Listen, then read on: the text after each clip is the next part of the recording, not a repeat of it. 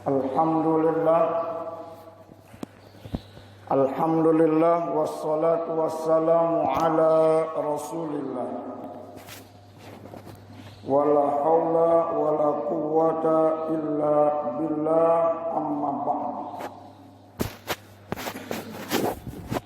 Kepada ashabul mukarramin, para alim ulama, para asatidz dan ustadzat, jamaah Masjid Jami' Nurul Fatah, jamaah sholat subuh, Bapak Ibu hadirin hadirat yang semoga yang hadir dalam kesempatan ini dimuliakan oleh Allah Subhanahu wa ta'ala. Tiada kata yang pantas untuk kita ucapkan di kesempatan yang mulia ini, di tempat yang mulia ini, selain rasa syukur kita kehadirat Allah Subhanahu wa ta'ala. Salawat teriring salam semoga tetap tercurah kepada junjungan alam Nabi kita, Nabi Muhammad sallallahu alaihi wasallam, kepada para keluarganya, kepada para sahabatnya, dan kepada para pengikut-pengikutnya yang setia terhadap ajaran sunnah-sunnahnya, dan semoga kita semua termasuk di dalamnya, amin ya rabbal alamin. Hadirin hadirat jamaah sholat subuh yang dirahmati oleh Allah, sebagaimana kita ketahui bersama, alhamdulillah, sekarang kita berada di tahun baru Hijriah 1442 Hijriah. Tentu secara matematis usia kita bertambah, tapi hakikatnya di sisi Allah Subhanahu wa ta'ala jatah kita berkurang. Kullu nafsin dha'iqatul maut, setiap jiwa pasti akan mati. Di mana kita akan mati, di usia kapan kita mati, itu kita nggak tahu. Tapi yang jelas, kata Rasulullah Sallallahu Alaihi Wasallam, memberikan batasan umur umum umatku itu rata-rata baina sitin wa sab'in, antara 60 dan 70. Ini rata-rata umumnya umur Nabi, umat Nabi Muhammad sallallahu alaihi wasallam antara itu.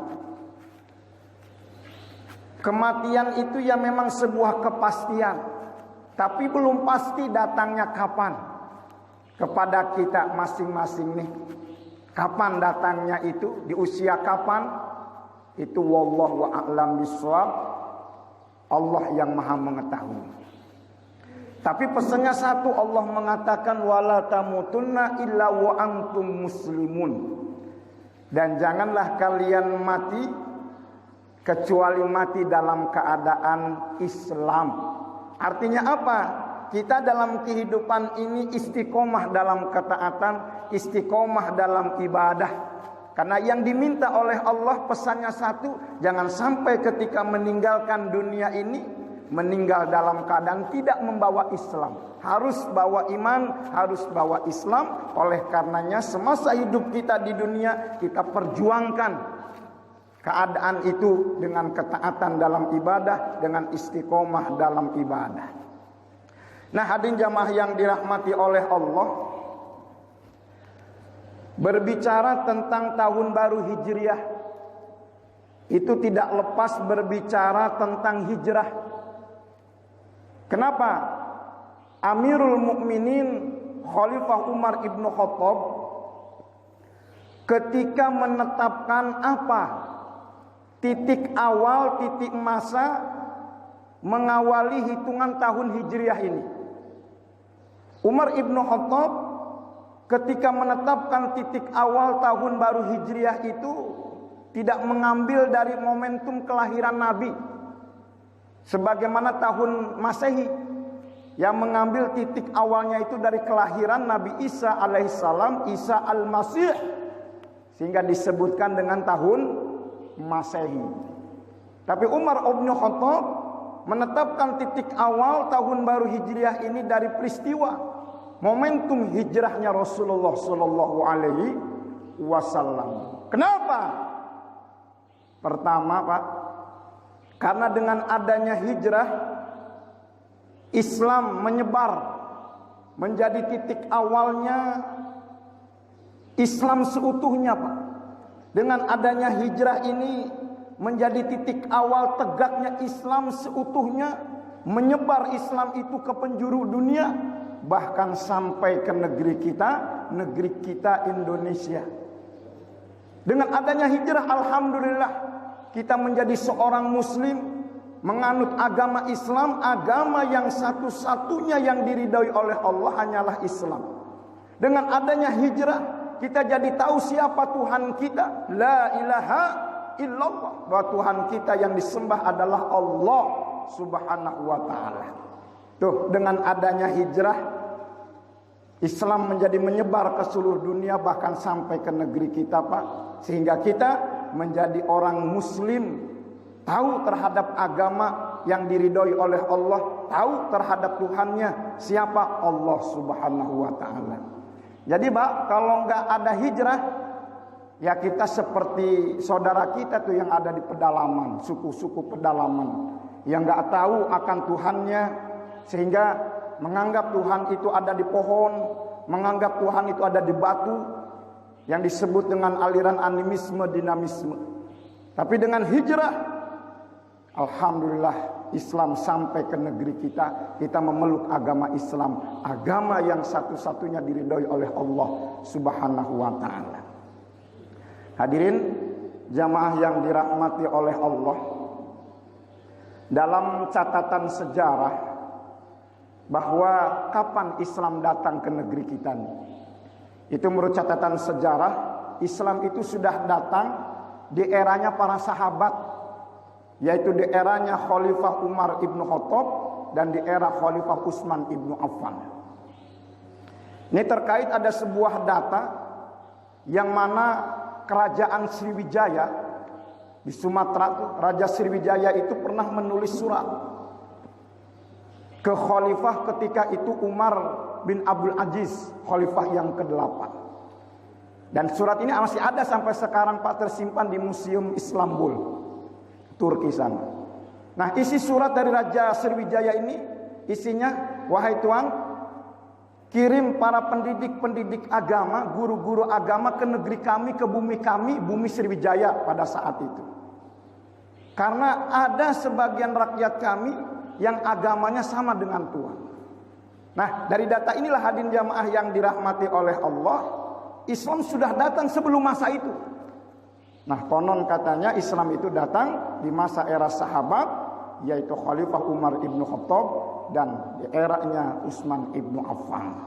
Nah, hadirin jamaah yang dirahmati oleh Allah, kita bersyukur yang pertama dengan adanya hijrah, Islam menyebar ke penjuru dunia, bahkan sampai ke negeri kita, dan kita memeluk agama Islam, yaitu agama yang satu-satunya yang diridhoi oleh Allah subhanahu wa ta'ala, yaitu Islam. Kemudian yang kedua, dengan adanya hijrah, Pak, kita tahu tentang pedoman hidup kita, yaitu Al-Quranul Karim. Kita tahu aturan hidup kita. Apa Al-Quranul Karim? Dzalikal kitab la raiba fih hudal lil muttaqin. Itulah kitab, itulah Al-Quran, la raiba fih, tidak ada keraguan di dalamnya. Tuh Al-Quranul Karim, tidak ada keraguan di dalamnya. Jangankan ada kekeliruan, jangankan ada kesalahan, keraguan, Pak, syakka, tidak ada di dalam Al-Quran. Kita tahu tentang aturan hidup kita, pedoman hidup kita, yaitu Al-Quranul Karim, hudal lil muttaqin, sebagai petunjuk bagi orang-orang yang bertakwa.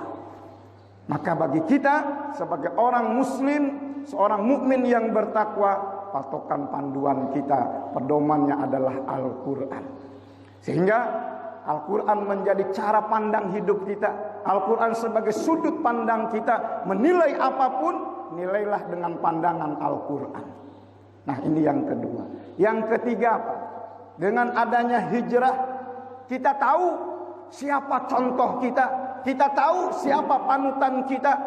Kita tahu siapa teladan dalam kehidupan kita, yaitu Kangjeng Nabi Muhammad sallallahu alaihi wasallam. Laqad kana lakum fi Rasulillahi uswatun hasanah. Telah ada di dalam diri Rasul seorang teladan, panutan yang baik. Ya, dengan adanya hijrah, Pak, alhamdulillah kita tahu contoh yang harus kita ikuti, teladan yang harus kita ikuti, yaitu Nabi kita Nabi Muhammad sallallahu alaihi wasallam. Kenapa, Pak? Karena Sayyidatina Aisyah radhiyallahu anha pernah ditanya, Siti Aisyah ini, "Wahai Aisyah, apa sih akhlak Rasulullah?" Kemudian Siti Aisyah menjawab, "Kana Rasulullah sallallahu alaihi wasallam hulukuhul Quran." Dan adalah Rasulullah sallallahu alaihi wasallam itu akhlaknya Al-Qur'an, Pak. Artinya Al-Qur'an dipraktekkan dalam kehidupan sehari-hari. Dalam kehidupan kita, kita sebagai seorang muslim punya contoh, punya teladan. Siapa? Tuh contoh Rasulullah sallallahu alaihi wasallam. Tuh, Islam itu indah, Pak. Kita hidup di dunia ini, menjalankan tugas kita di dunia ini, ada panduannya, Pak. Ada aturannya apa? Al-Qur'anul Karim. Kemudian bagaimana cara memahaminya? Ada, Allah berikan contohnya. Lihat Rasulullah sallallahu alaihi wasallam, karena Al-Qur'an itu sudah dipraktekkan dalam kehidupan sehari-hari. Tuh, ini aturannya, ini contohnya. Islam itu indah. Nah, hadirin jamaah yang dirahmati oleh Allah, maka dengan adanya hijrah ini semua kita tahu Allah sebagai Tuhan kita. Kita tahu bahwa kita ini agama yang satu-satunya diridhoi oleh Allah karena adanya hijrah. Kita tahu akan pedoman hidup kita. Kita tahu akan contoh dalam kehidupan kita, yaitu Rasulullah sallallahu alaihi wasallam. Dan keyakinan ini, para hadirin, sering kita ucapkan. Yang kita baca tersebut dalam sebuah kalimat, raditu billahi rabba wa bil islami dina wa bi Muhammadin nabiyya wa rasula wa bil Qur'an imama. Keyakinan tadi, Pak, yang disebut itu dengan adanya hijrah. Kita tahu siapa Tuhan kita, kita tahu apa pedoman hidup kita, kita tahu apa contoh kita. Kita sebutkan keyakinan itu, Pak. Paling tidak kita baca di pagi hari dan di sore hari. Raditu billahi rabba. Lihat kalimatnya, Pak. Raditu, kata tu itu artinya ana, Pak. Bukan dibentuk rodina. Nah, itu nahnu. Tapi raditu, aku ridho, aku rela, aku ikhlas Allah subhanahu wa ta'ala sebagai Rabbku, Allah subhanahu wa ta'ala sebagai Tuhanku. Wabil islami dina, dan aku ridho, aku rela, ikhlas Islam itu sebagai agamaku, sebagai jalan hidupku. Wabi Muhammadin nabiyya wa rasulah, dan aku rela, aku ridho, aku ikhlas bahwa Kangjeng Nabi Muhammad sallallahu alaihi wasallam sebagai rasul dan nabi utusan Allah subhanahu wa ta'ala. Wabil Qur'an imama, dan aku ridho, aku rela bahwa Al-Qur'an sebagai imamku, panutan, pedoman dalam hidupku. Nah, inilah hadirin jamaah yang dirahmati oleh Allah terkait hijrah. Jadi dengan adanya hijrah menampilkan semua yang tadi. Nah, hadirin jamaah yang dirahmati oleh Allah, ternyata kalau kita cermati, Pak, hijrah itu secara bahasa artinya pindah. Dan kita dalami bahwa hijrah itu ada dua. Hijrah secara makani dan hijrah secara maknawi. Apa tuh hijrah secara makani? Hijrah pindahnya tempat dari satu tempat kepada tempat yang lain. Inilah yang dilakukan oleh Rasulullah dari hijrah dari kota Mekah menuju kepada tempat kota Madinah. Dan hijrah yang model begini sudah tidak ada. Sebagaimana Rasul katakan, la hijrata ba'da fathi, tidak ada hijrah lagi seperti itu tadi, hijrah makani setelah futuh Mekah. Nah, hadirin jamaah yang dirahmati oleh Allah, kecuali dalam kondisi-kondisi tertentu, ketika menjalankan keislaman kita, menjalankan akidah kita sebagai seorang muslim, ya kita terancam nyawa kita, susah menjalankannya, maka ulama membolehkan untuk hijrah, seperti hijrah tempat. Nah, hadirin jamaah yang dirahmati oleh Allah, yang kedua hijrah secara maknawi. Apa tuh hijrah secara maknawi? Hijrah nilai, Pak. Dan kalau kita cermati pula, hijrah secara maknawi itu semakna dengan tobat secara istilahi, Pak. Tobat secara bahasa itu kan dari kata taba yatubu, taubatan. Makna secara bahasanya 3. Roja'a, nadama, nawa. Itu secara bahasa tobat itu. Apa tobat secara bahasa? Pertama roja'a. Roja'a itu kembali. Kembali. Asalnya orang gak datang ke masjid, kembali datang ke masjid. Orang yang asalnya tidak hadir pengajian, kembali hadir ke pengajian. Yang asalnya dia nggak sholat subuh berjamaah, kembali dia ke masjid untuk sholat berjamaah. Taba bermakna roja'a, kembali. Kemudian makna yang kedua, taubat itu secara bahasa maknanya nadama. Nadama itu menyesal, Pak. Menyesal sudah mengabaikan perintah-perintah Allah. Menyesal sudah mengabaikan panggilan-panggilan Allah. Tuh, menyesal. Dan yang ketiga, makna dari taubat itu secara bahasa nawa.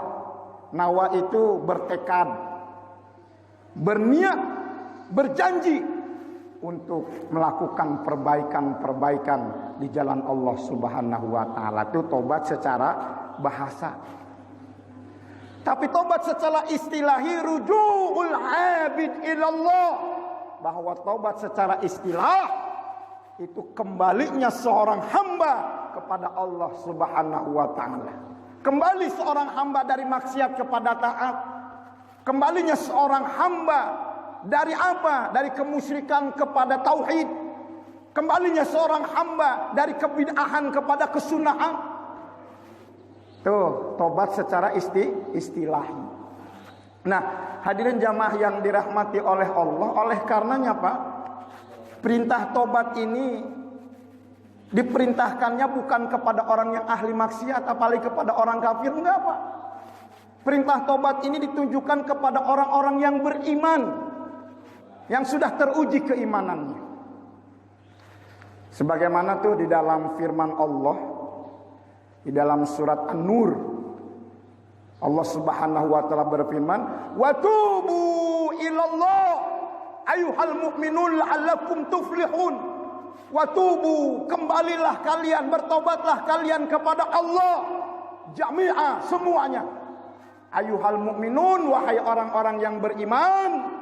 Ditunjuk tuh Pak orang-orang yang beriman. La'allakum tuflihun, agar kalian menjadi orang yang sukses, agar kalian menjadi orang yang beruntung. Kemudian ayat berikutnya lagi ada sedang maksud at-tahrim. Insyaallah bapak-bapak hafal semua ini. Ya ayyuhalladzina amanu tubu ilallah. Tubu ilallah taubatan nasuha. Wahai orang-orang yang beriman, bertobatlah kalian kepada Allah dengan taubat yang sesungguhnya. Yang tunjuk orang-orang yang beriman. Hadirin jamaah yang dirahmati oleh Allah, Al-Fakir baca di dalam kitab Madarijus Salikin, Imam Ibnu Qayyim Az-Jauziyah mengomentari terkait 2 ayat ini. Kata beliau, 2 ayat ini adalah ayat-ayat madaniyah. Apa tuh ayat madaniyah? Ayat wahyu yang diturunkan oleh Allah setelah Rasulullah hijrah. Itu namanya ayat-ayat madaniyah. Nah, ayat-ayat madaniyah ini yang menjadi objeknya itu orang-orang yang beriman, Pak. Yang sudah teruji keimanannya.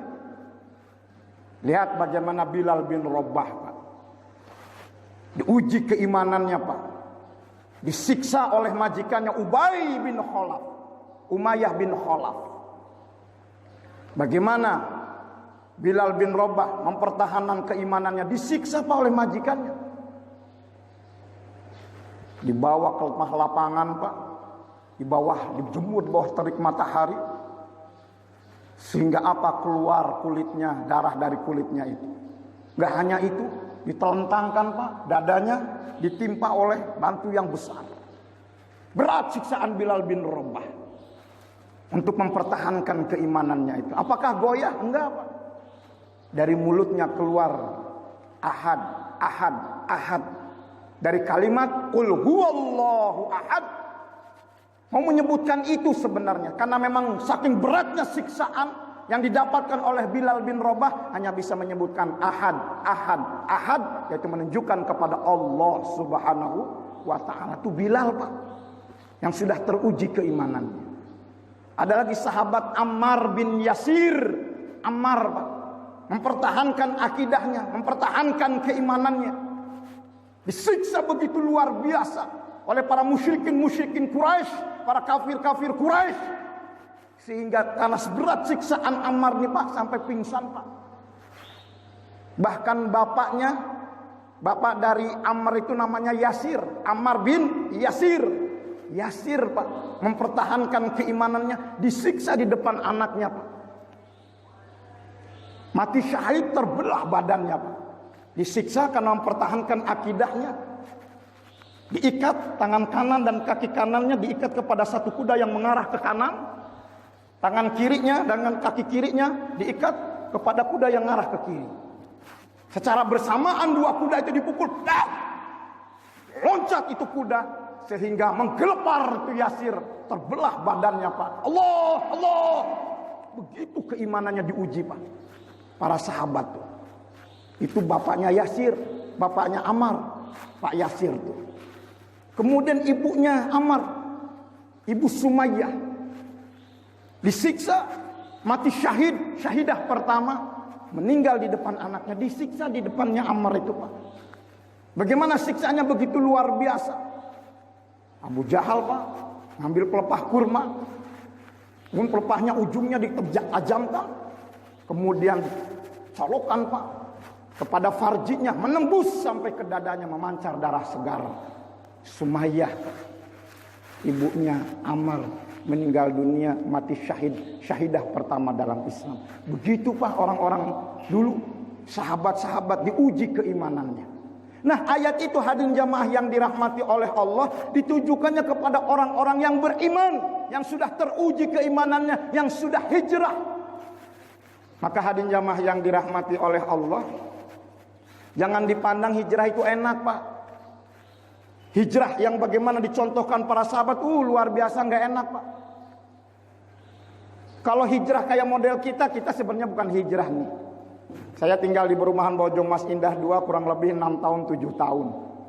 Dari Banten sana tuh. Bukan hijrah sebenarnya itu mah. Urban. Kalau hijrah yang dicontohkan para sahabat, subhanallah, Pak. Nggak enak. Meninggalkan sesuatu yang dicintai, meninggalkan hartanya, meninggalkan kampung halamannya, meninggalkan orang-orang yang dicintai, pindah dia, hijrah menuju Allah Subhanahu wa taala, perintah Allah dan Rasulnya. Tapi ada juga dong, Pak Ustadz, yang selain itu ada juga sebenarnya sedikit. Maka hadisnya kan mengatakan begitu, innamal a'malu binniyat, dan hanyalah sesungguhnya amal perbuatan itu tergantung niat. Wa innamal likulli imri'in ma nawa, sesungguhnya perbuatan itu akan dibalas sesuai apa yang diniatkannya itu. Faman kanat hijratuhu lidunya, tuh, aw imra'atin yankihuha, apabila orang siapa yang berniat hijrahnya karena dunia, ada juga yang niat hijrahnya mengikuti Rasulullah karena dunia, sedikit tapi, Pak. Kemudian karena perempuan, ada juga mengikuti hijrah Rasulullah ke Madinah karena perempuan yang ingin dinikahin, ada cuma sedikit. Tapi kebanyakannya yang terakhir, faman kanat hijratuhu ilallah wa rasul. Barang siapa yang hijrahnya karena Allah dan Rasulnya, maka hijrahnya untuk itu. Para sahabat mencontohkan seperti hijrah.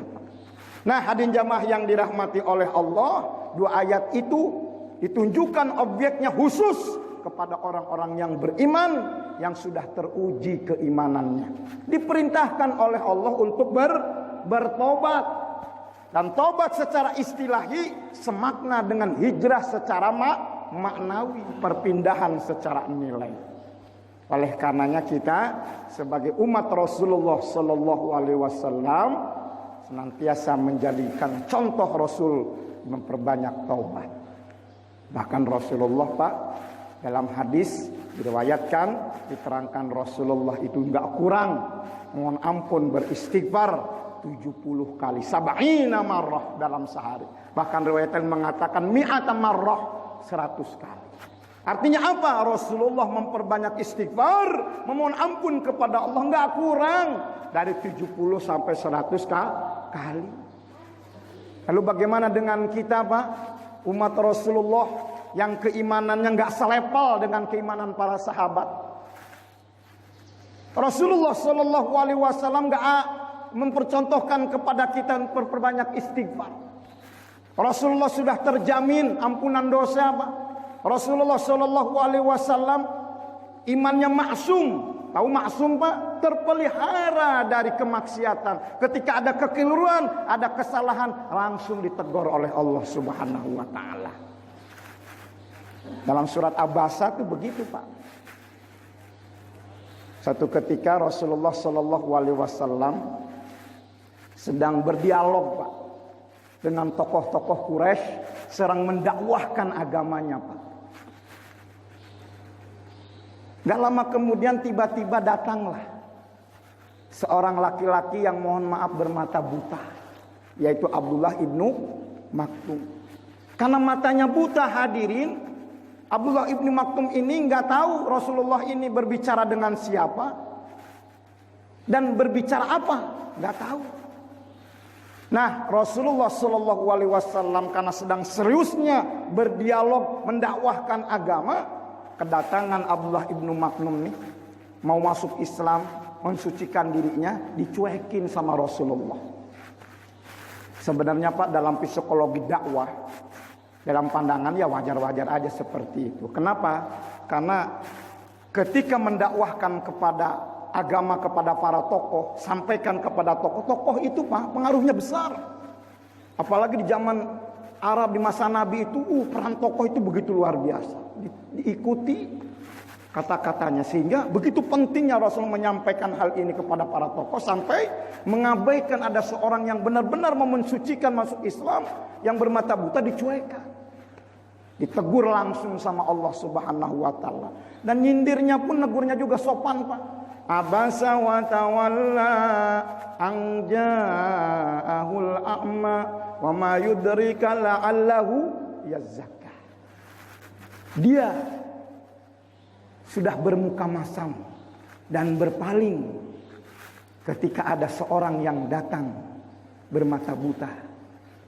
Hadirin jamaah yang dirahmati oleh Allah, dicuekin Abdullah ibnu Maktum itu. Ketika Rasulullah serius menyampaikan agamanya, langsung ditegur, "Kala, jangan gitulah." Gitu. Itu Rasulullah, Pak. Maksum, imannya terpelihara dari kemaksiatan. Tuh Rasulullah. Kalau kita imannya maklum, Pak, maklum lah. Nggak salat subuh berjamaah, maklum lah. Ngaji, enggak, maklum lah. Tuh imannya maklum tuh begitu tuh. Rasulullah sallallahu alaihi wasallam imannya maksum, terpelihara dari kemaksiatan. Itu enggak kurang beristighfar mohon ampun kepada Allah, tidak kurang dari 70 sampai 100 kali. Bagaimana dengan kita? Tuh, tobat adalah merupakan hijrah secara maknawi. Secara istilahi tobat dan secara maknawi adalah hijrah.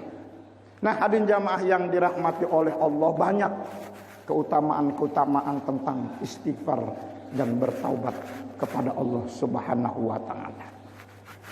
Bahkan ada keutamaan beristighfar.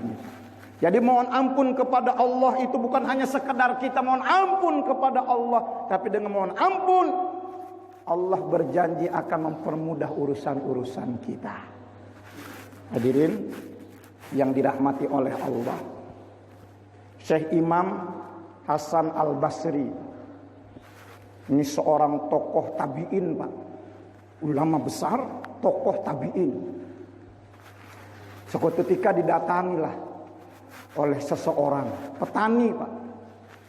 Ya Syekh, saya menanam padi gagal, nggak tumbuh, kemarau panjang. Apa solusinya Syekh? Apa yang harus saya lakukan Syekh? Apa kata Imam Hasan Al-Basri? Perbanyak istighfar. Gak lama lagi datang seorang pengusaha, bisnismen. Ya Syekh, usaha saya bangkrut, modal saya dibawa kabur. Apa yang saya lakukan ya Syekh? Apa kata Imam Hasan Al-Basri? Perbanyak istighfar. Datang lagi seorang perempuan, ya Syekh, ya Imam, saya sudah berumah tangga 10 tahun, sampai saat ini belum diberikan momongan, belum diberikan keturunan. Apa yang harus saya lakukan ya Syekh? Apa kata Imam Hasan Al-Basri? Perbanyak istighfar. Hadirin jamaah yang dirahmati oleh Allah, datang lagi seorang usaha lagi. Apa yang harus saya lakukan ya Syekh? Usaha saya bangkrut nih, di PHK. Perbanyak istighfar. Sampai 20 orang yang datang kepadanya, Pak, dengan pertanyaan yang beda-beda, dengan permasalahan yang berbeda-beda, dengan orang yang berbeda, tapi jawabannya satu sama, perbanyaklah istighfar. Kemudian muridnya yang tadi memperhatikan, Pak, coba memberanikan untuk bertanya kepada syekhnya itu. Dia berpikir, guruku ini kok dari 20 orang yang bertanya dengan pertanyaan yang berbeda-beda, dengan permasalahan yang berbeda-beda, tapi jawabannya kok sama, cuma satu, suruh banyak istighfar. Gimana nih? Padahal guru saya ini alim alam, seorang ulama besar. Apa ilmunya nggak cukup? Sudah habis? Nggak mungkin. Akhirnya coba memberanikan tuh sang murid itu bertanya kepada gurunya itu.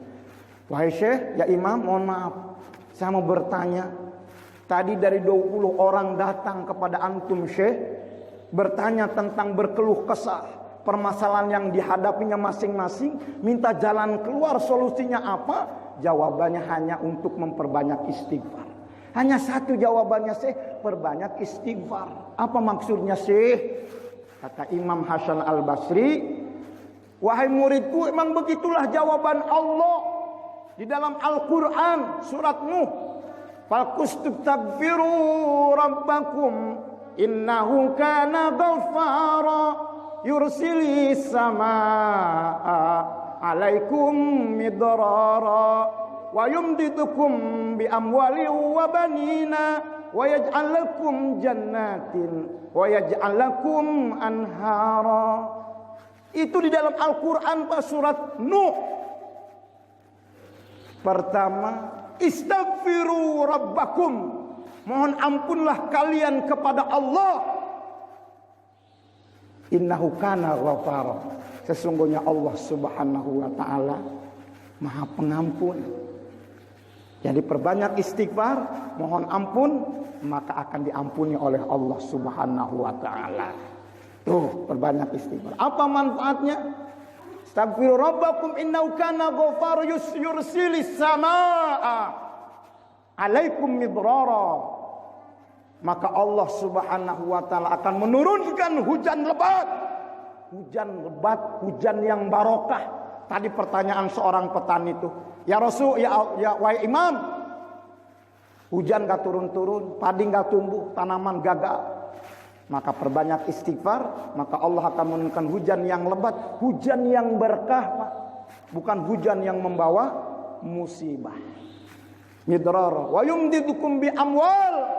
Maka Allah Subhanahu wa taala akan memperbanyak harta. Tadi itu seorang pengusaha bertanya, usaha saya bangkrut, kena PHK, modal dibawa kabur. Apa solusinya Syekh? Perbanyak istighfar.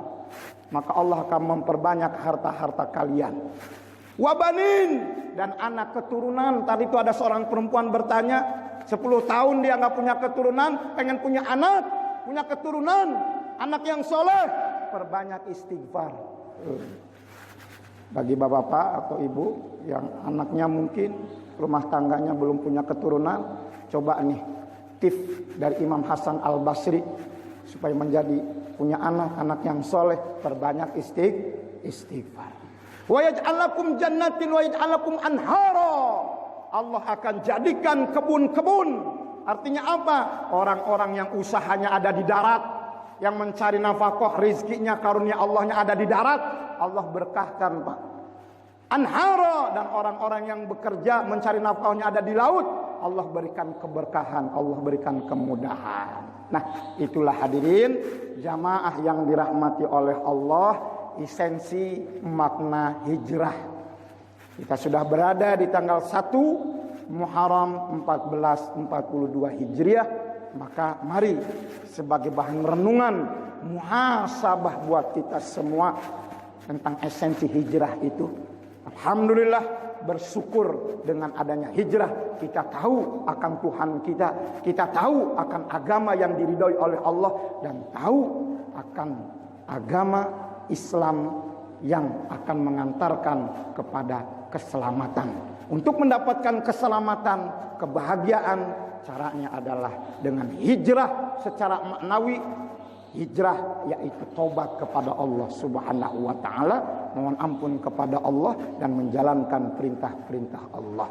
Semoga Allah Subhanahu wa taala memberikan kepada kita kekuatan iman, kekuatan Islam, dan istiqomah dalam ketaatan, dan mudah-mudahan ketika Allah Subhanahu wa taala mengambil nyawa kita, mati dalam keadaan husnul khotimah. Al-Fatihah.